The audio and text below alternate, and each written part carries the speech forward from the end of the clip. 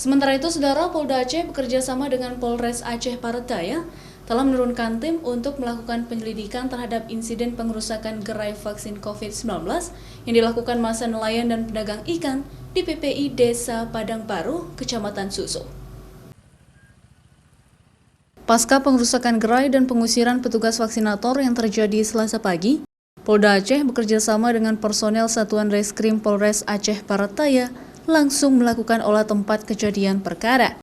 Penyelidikan dilakukan Polda Aceh terhadap insiden pengerusakan gerai vaksin dan pengusiran petugas vaksinator untuk mengungkap pemicu pengerusakan hingga satu orang nakes mengalami luka lebam di bagian kaki akibat benturan kursi saat kejadian.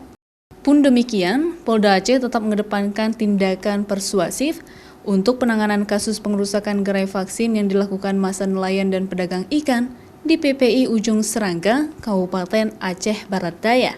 Kita melakukan langkah-langkah persuasif dan edukatif. Jadi kita persuasif ke sana, memberitakan dan bekerja sama dengan Forkopimda Aceh Barat Daya, kemudian di kecamatan di situ untuk memberikan edukasi kepada masyarakat. Dan alhamdulillah pada siang ini sudah situasi sana kondusif dan masyarakat, tetua-tetua di sana memahami pentingnya vaksin untuk imun mereka. Dan proses penyelidikan tetap kita lakukan untuk mencari akar permasalahan penyebab terjadinya aksi penolakan tersebut. Winardi menyebutkan, insiden pengerusakan gerai vaksin dan pengusiran petugas vaksinator itu terjadi akibat masyarakat belum mendapatkan sosialisasi manfaat vaksinasi COVID. Ditambah lagi, pedagang ikan sepi pengunjung setelah gerai vaksin dibuka karena masyarakat takut untuk divaksin. Raja Umar, Kompas TV, Banda Aceh.